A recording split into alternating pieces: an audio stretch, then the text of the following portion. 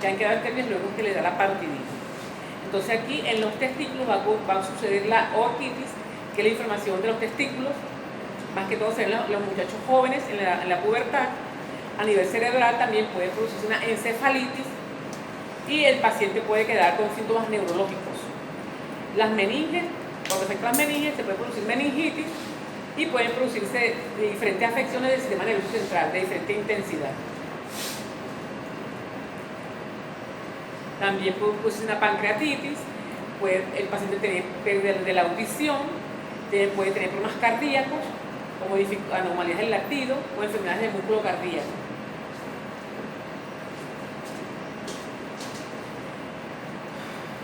En cuanto a la epidemiología, la enfermedad es altamente contagiosa. Dice que después de 9 días después de la aparición de los síntomas es más contagiosa. En Estados Unidos no es frecuente por la vacunación. Sin embargo, se han visto brotes de paperas en los últimos años. Afecta a los no vacunados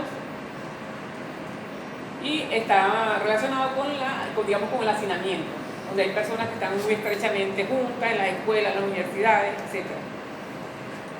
Las medidas son de sostén, no hay si no se vacuna al paciente y desarrolla la enfermedad, simplemente darle descanso, si tiene fiebre, controlar la fiebre y bueno, mantener al paciente bien sea hidratado, darle su alimentación, digamos, ya será semiblanda, porque dice que le duele al masticar. Hay que hacer un diagnóstico diferencial con la obstrucción de las vías de las glándulas salivales, porque también va a haber inflamación cuando hay obstrucción de las glándulas salivales y cualquier otra infección viral. El paciente va a estar, va a estar protegido siempre y cuando se cumpla el esquema de vacunación. Se administra junto con la vacuna de la rubiola, la rubiola, sarampión y papera, son 3, la trivante viral, como ya les he mencionado. Y se recuerda que es desde a los 15 meses y después antes de entrar a la escuela. El esquema es de 12-15 meses y luego el refuerzo, digamos así, de 4 o 6 años de edad. Prevención. ¿Cuándo hay que colocar la vacuna? Cuando la persona va a viajar a salidas internacionales, las personas que trabajan en el sector salud. De rutina no se recomienda la colocación de una tercera dosis de la vacuna. Son 2 dosis nada más. Sin embargo, la tercera dosis se puede recomendar en caso de que la persona esté en una zona donde hay brotes de la enfermedad y si esa persona tiene su sistema inmunológico algo debilitado. ¿Cuándo no se recomienda hacer la vacunación? Se recomienda no hacer la vacunación cuando las personas tienen alergia, especialmente a algunos antibióticos como la neomicina, en las embarazadas o las personas que planifiquen estar embarazadas en 4 semanas antes no debe colocarse la vacuna, y personas que tengan el sistema inmunitario gravemente comprometido tampoco se le debe colocar la vacuna. ¿Por qué? Porque aquí se colocan dosis atenuadas del microorganismo. El diagnóstico más que todo es clínico. Vamos a ver la inflamación de las glándulas alrededor de los oídos. El microbiológico se puede tomar muestra de la mucosa faríngea para hacer cultivo viral, o sea, en líneas celulares, y el PCR para determinar el material genómico del microorganismo. ¿Alguna pregunta sobre la papera? ¿Un poquito de la papera? Hacemos con la rubiola. Entonces la rubiola es causado por un virus que ya es otra familia, ya es la familia Togaviridae, y se llama rubidovirus, el que causa la rubiola. Como pueden ver, ese muchacho que está allí, tiene unas lesiones en el cuerpo que se parecen aquí al sarampión, ¿verdad? Entonces, por eso es importante que el médico establezca el diagnóstico diferencial. Aquí está la estructura del virus, es icosaédrica, fíjense bien.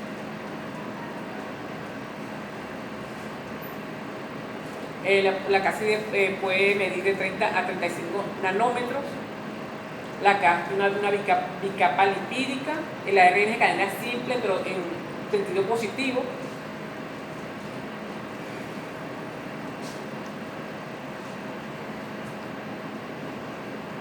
Se le llama sarampión alemán a la rubiola.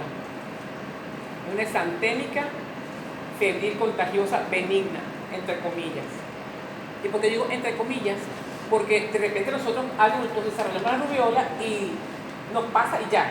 Pero el problema está cuando la embarazada contrae la enfermedad o cuando el niño contrae la enfermedad. Y hay complicaciones severas. Entonces, la congénita, la madre la transmite al feto in útero. Sin embarazada se infecta, sobre todo en los primeros meses hasta el cuarto mes de gestación. El feto puede desarrollar infección crónica, puede tener graves malformaciones e inclusive la mujer puede tener abortos espontáneos. Y yo no estoy segura, pero hay en algunos países donde si la mujer está embarazada y desarrolla rubiola, el aborto puede ser legal. ¿Por qué? Porque las secuelas sobre el feto, no se va a decir que 100% de los fetos nacen enfermos, pero sí una gran cantidad de fetos de niños pueden nacer enfermos por haberlo adquirido durante la etapa fetal. Las secuelas congénitas pueden ser las siguientes, fíjense: pérdida auditiva, puede nacer un niño sordo, ¿verdad? Especialmente si la enfermedad la adquiere luego del cuarto mes de embarazo. Defectos cardíacos congénitos, puede tener problemas neurológicos, puede tener problemas visuales, incluso puede tener ceguera, retraso del crecimiento intrauterino, puede desarrollar púrpura trombocitopénica, hepatomegalia, pelomegalia, bueno, una variedad de lesiones óseas, neumonitis, o sea que es bastante severa las complicaciones, o sea, la rubiola congénita. ¿Cómo se contagia? Igual que las otras que hemos conversado hoy, ¿verdad? Con la saliva de la persona infectada a una persona sana, a través del aire, las gotitas de flujo al estornudar, al toser. La persona con rubiola puede transmitir la enfermedad desde una semana antes de aparecer los signos y síntomas y hasta 2 semanas después. Los signos y síntomas aparecen de 2 a 3 semanas después de la exposición al virus, que tiene fiebre moderada, dolor de cabeza, no hay tratamiento para eliminar la infección. Los medicamentos son para contrarrestar los síntomas, la fiebre, los dolores de cabeza. Sin embargo, la vacunación ayuda a prevenir la rubiola. Entonces tenemos que la madre embarazada que desarrolla la rubiola, a través de la circulación placentaria, ese virus va al feto, allí se replican los tejidos fetales, puede tener problemas de crecimiento, problemas óseos, problemas visuales, daño vascular, alteraciones de desarrollo, efectos teratogénicos. A nivel de la placenta puede tener perivasculitis, endovasculitis, fibrosis, edema, etc.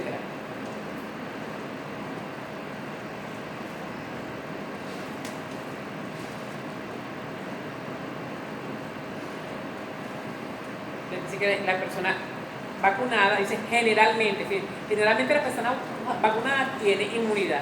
Se dice generalmente porque siempre hay casos que son excepciones de la regla, ¿verdad? Entonces algunas personas pueden, a pesar de estar vacunados, desarrollar la enfermedad, pero ya va a ser más leve.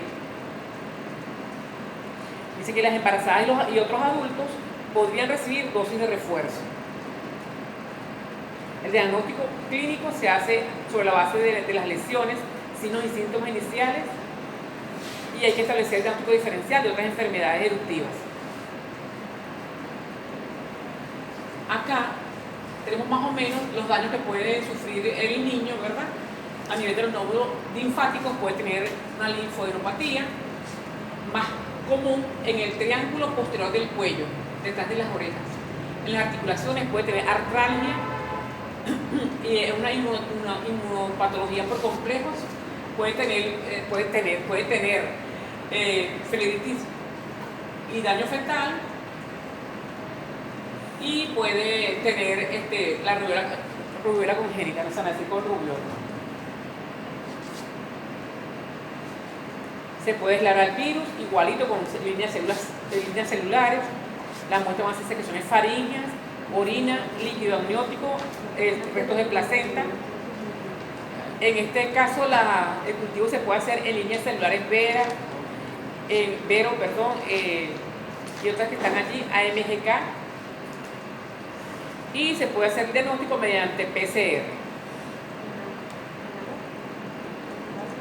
También se puede hacer hemaglutinación,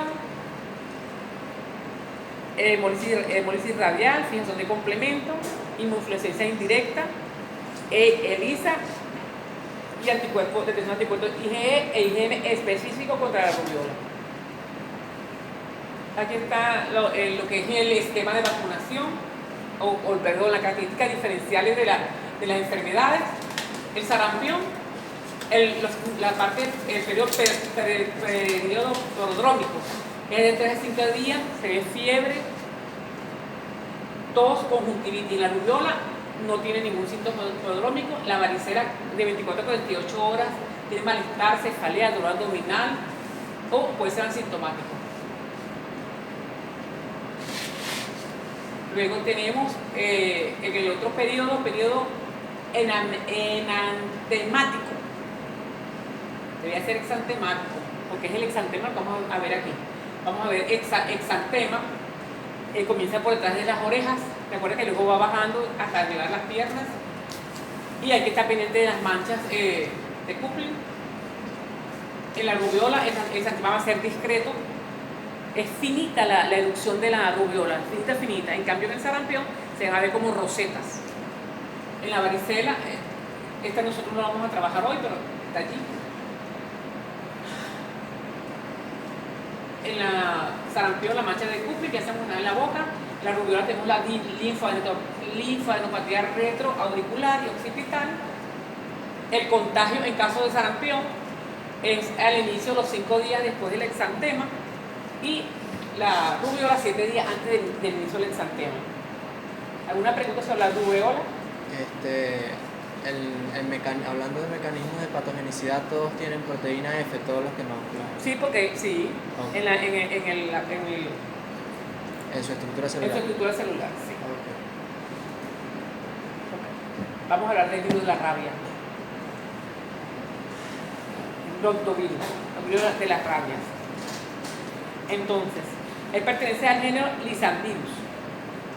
Como podemos ver acá, el reservorio de este virus puede ser cualquier tipo de animal, especialmente animales mamíferos. Dije especialmente, no quiere decir que nada más sean los mamíferos. Y como estamos viendo allí, ese gato, hoy día es el internacional del gato, por cierto. Ese gatico ahí tiene una salivación, igual que el murciélago aquí, tiene como una salivación, y el perro también. ¿Por qué tiene esa salivación ahí? Para hacer notar que una de las cosas que tiene de los signos que tiene el animal cuando tiene rabia es mucha salivación. Además de eso, en la saliva del animal está el virus. Entonces cualquier animal, animales salvajes, animales domésticos, pueden estar contaminados y puede transmitir el microorganismo. En este caso, el virus tiene forma de bala. ¿Qué provoca esa salivación de los animales? No te puedo decir, no te lo puedo contestar, no lo sé. ¿Qué puso esa salivación? En alguna glándula tendrá que ser algún efecto y le puso salivación. Pero sí sé que es característico. Y en los humanos también se ve eso. Cuando tienen rabia, pero rabia, no que estén bravos, sino rabia, mal de rabia. La gente dice mal de rabia, es una enfermedad. Entonces el virus, ya vemos que el virus, la forma es diferente, tiene forma de bala, el diámetro de 180 nanómetros a 75, o sea, de diámetro por ancho, que es de 75. La envoltura es una capa lipídica doble y bueno, posee algunos genes denominados con letras N, NS, MG, L. Entonces, la rabia es una zoonosis, o sea, una enfermedad que viene del animal al hombre. Dice que es difícil o es muy raro observar casos de rabia interhumana. Más que todo se observa la rabia interhumana supuestamente cuando hay donantes de órganos. Una persona que tiene rabia, no sabe que tiene rabia, donó los ojos, donó el hígado, lo que sea, en esos casos, pero no es común. Y por ejemplo, de sangre también, ¿puede ser? Bueno, no creo, porque los donantes realmente son los muertos. Entonces, tenemos que, porque es en las conjuntivas, en esos lugares donde vamos a encontrar el virus. En el cerebro también se puede encontrar. Entonces, una zoonosis de infección vírica de distribución mundial. En el humano puede producir encefalitis aguda mortal, se propaga después de la mordedura o un rasguño de un animal enfermo. Existen reservorios de los virus, entre ellos animales salvajes, animales domésticos. El virus de la rabia se inactiva, fíjense bien, con la acidez, con el calor, con radiaciones, con la desecación. Sin embargo, se conserva en frío, que es importante saberlo, se conserva en frío de más o menos un mes a 4 grados centígrados. ¿Por qué es importante saberlo? Porque a veces están trabajando ustedes en un área rural y una persona que me mordió un perro.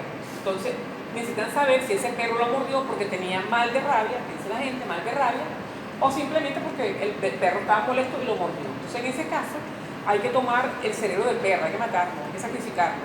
Tomar el cerebro del perro y meterlo en la nevera, en el congelador, preferiblemente, y hasta un mes puede estar conservado allí mientras es trasladado a otra zona donde haya un lugar donde hagan los estudios microbiológicos para determinar si realmente había o no rabia en ese caso de ese animal. Ok, entonces, ¿qué sucede cuando una persona la muerte de un animal con rabia? Fíjense, el virus es bastante sensible a la acidez. Bueno, lávelo con algo que sea ácido, incluso con jabón. Simplemente con lavarlo con jabón es bastante importante para disminuir la carga viral.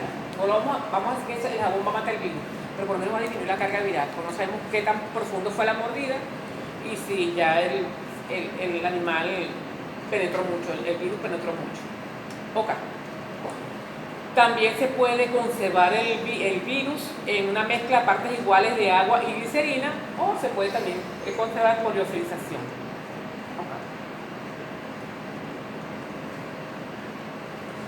También este virus es sensible a los derivados fenólicos, al alcohol, al éter, a los detergentes derivados del abono cuaternario. Solamente hay un serotipo del virus de la rabia. Entonces, se emplean anticuerpos monoclonales contra la leucoproteína y la glicoproteína para fabricar la vacuna. Y a pesar que es un solo serotipo, existen variantes del virus, ¿verdad?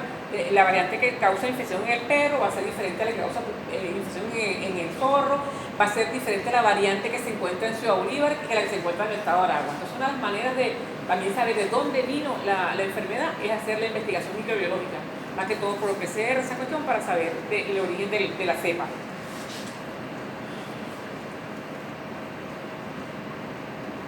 Ok, vamos a ver las fases de la rabia. Entonces ocurre en 4 fases. La primera fase es la fase de inoculación. Es asintomática. Puede durar de 3 a 8 semanas. En casos raros puede ser en menos días.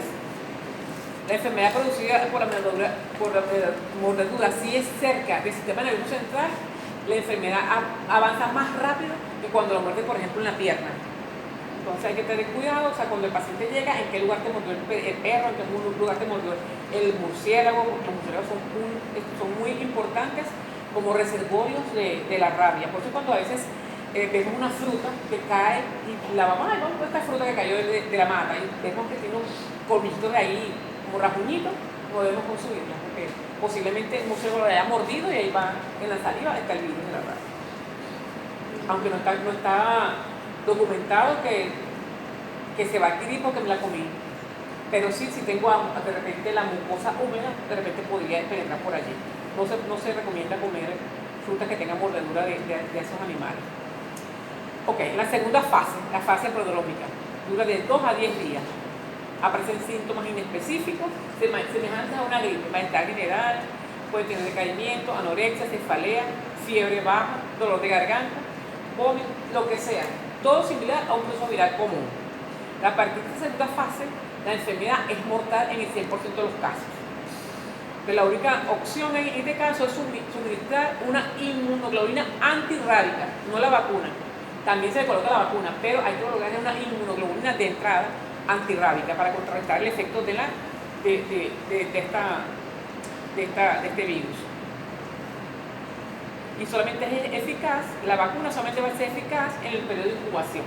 Pero ya vamos a la segunda fase, ya pasó la incubación, ¿verdad? Sí. La tercera fase, la fase neurológica, va a durar de 2 a 7 días. Comienza con el paciente ansiedad, confusión. Va a tener, si es un animal, usted va a ver el animal como nervioso, el animal está para allá, para acá, está inquieto, cierta inquietud. Ok. Luego aparece, después el paciente puede tener delirio, comportamiento atípico, alucinaciones, insomnio, hidrofobia, esto es importantísimo. Un animal que tenga rabia tiene hidrofobia, no tiene nada con el agua. De igual manera, no soporta que lo soplen, especialmente si lo soplan en el rostro, no lo tolera. Entonces tiene hidrofobia, tiene aerofobia, al soplar la cara el paciente produce contracciones musculares que parecen unas muescas. Tiene fotofobia también, alteraciones del ritmo respiratorio, temblores, parálisis muscular, el que posee los miembros inferiores, si en el caso de los humanos, y también puede ser de los músculos superiores, entre ellos el respiratorio. La fase 4 es la fase del coma. Ya, paciente de 1 a 10 días entra en coma y difícilmente va a salir de allí. Un paro cardíaco puede llegar a la muerte. También, fíjense lo que es acá, también pueden haber infusiones secundarias. Recuerden que en la boca es uno de los lugares donde hay mayor cantidad de bacterias anaerobias. Entonces el paciente, aparte el animal, aparte de inyectarle el virus, también le va a inyectar bacterias, por ejemplo, grupos anaerobias, entonces puede haber esas complicaciones. La forma de contagio. El virus se propaga a través de la saliva del animal infectado. En pocas oportunidades va a tener una persona un rasguño y le va a caer saliva y se va a contaminar. En pocas oportunidades, ¿verdad? Al morder, se puede propagar contra la saliva infectada en contacto con herida, pero en menos frecuencia, como la boca, los ojos. También puede suceder que el animal lamiera una herida abierta. Y los animales que van a estar implicados, cualquier tipo de animal, animales de granja, animales salvajes, cualquiera de ellos puede tener, si es especialmente mamíferos, pueden transmitir, pueden ser vectores de ese animal. Epidemiología es como una transmisión del murciélago vampiro a los animales domésticos. Cuando ustedes van al campo, a veces ven cuando hay cochineras, jaulas de pollo, esa cuestión. Ustedes no sé si han visto que las personas le colocan alrededor mechuzos. Mechuzos es para espantar a los murciélagos, protegiendo a los animales estos que están criando para el consumo, protegerlos de la rabia, al protegerlos de los murciélagos. Okay. La transmisión interhumana no está documentada, aunque la saliva del infectado puede tener el virus. Hasta los trasplantes de órganos, aquí se ha visto casos de rabia por trasplante de órganos. La propagación se ha comprobado cuando se encierran en cuevas los murciélagos, que muchos de esos murciélagos pueden tener el virus, y como están aleteando en la cueva, dice allí que podría darse por contaminación aérea. Sin embargo, eso ha sido trabajos experimentales que se han hecho. ¿Y por ingestión de los animales que tienen la rabia se puede contagiar? ¿Perdón? Si un animal que para el consumo tiene rabia, se contagia por... No, usted le cocina la comida, pero por ejemplo la fruta es cruda. Sí. Por ejemplo, cayó ese mango, me la comí, tiene una tremenda mordida de murciélago. Tiene saliva. Ok. Es como la transmisión de murciélago vampiro, ya te lo dijimos, los murciélagos vampiros, los trasplantes.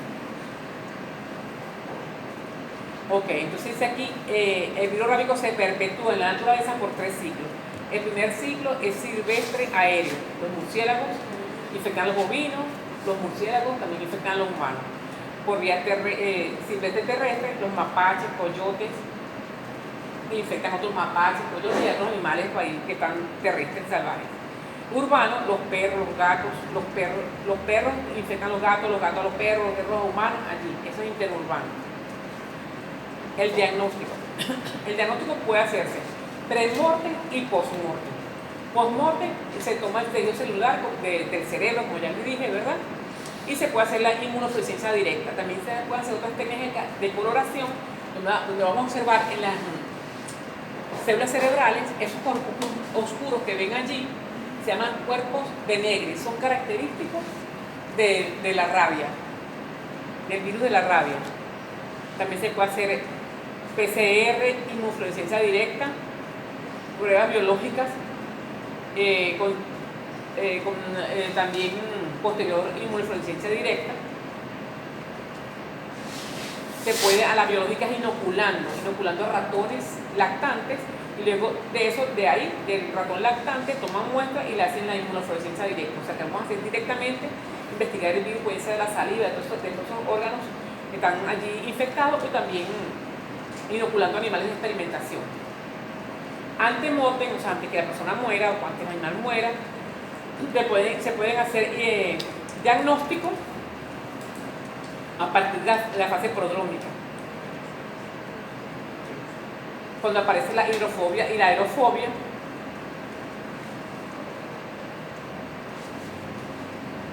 es necesario hacer tomas de muestra de biopsia, y hay que hacerlas seriadas porque el virus, a veces tiene una presentación latente, pues no todo el tiempo, no permanente, intermitente. Ok, entonces antemortem se puede hacer ELISA en el líquido cefalorraquídeo o en el suero del paciente para determinar la presencia de anticuerpos. Se puede hacer RT-PCR de la saliva, de la orina, del líquido cefalorraquídeo, de las biopsias de piel. Especialmente, fíjense, cuando se puede hacer biopsia del cuero cabelludo, hay que tomar en cuenta que tiene que haber mínimo 10 folículos pilosos. Y la biopsia se hace de manera profunda para extraer bien esos folículos pilosos y de ahí obtener un buen resultado. También se puede hacer fluorescencia directa con técnicos de anticuerpos fluorescentes a partir de las biopsias de piel. Biopsia de cuello, de esa biopsia de cuello se realiza PCR, inmunofluorescencia directa. Y aquí se insiste que la biopsia debería ser de la parte posterior del cuello y que mínimo 10 folículos pilosos para aumentar la factibilidad de aislar o determinar el agente causal. La muestra se debe transportar en una gasa estéril, o sea, humedecida.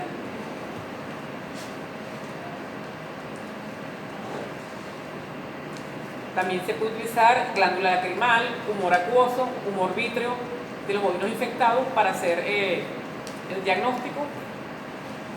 Cerebro, riñón, pulmón, corazón de bovino. O sea, ya cuando hablamos de los animales.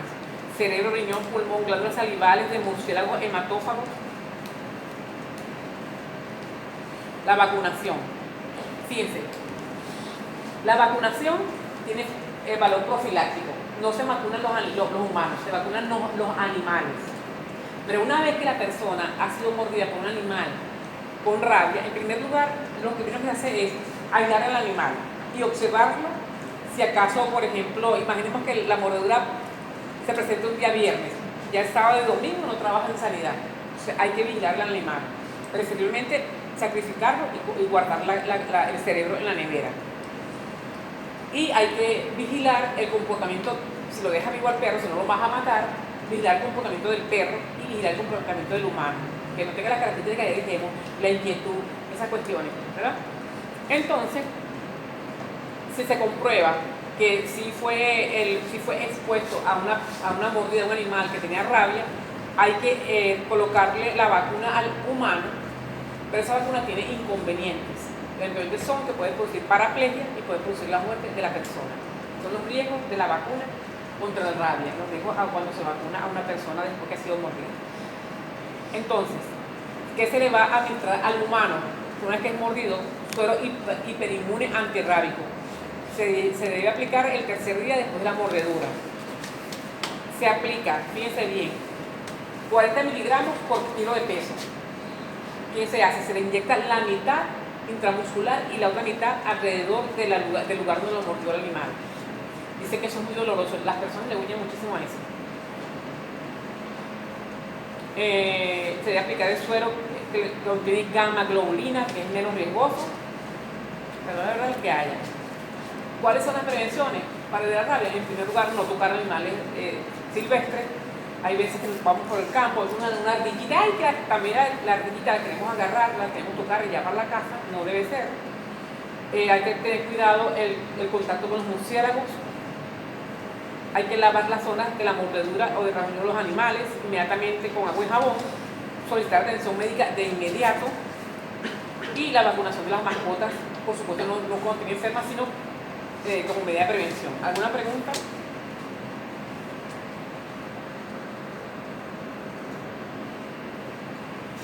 Esta clase fue casi como la rabia, ¿no?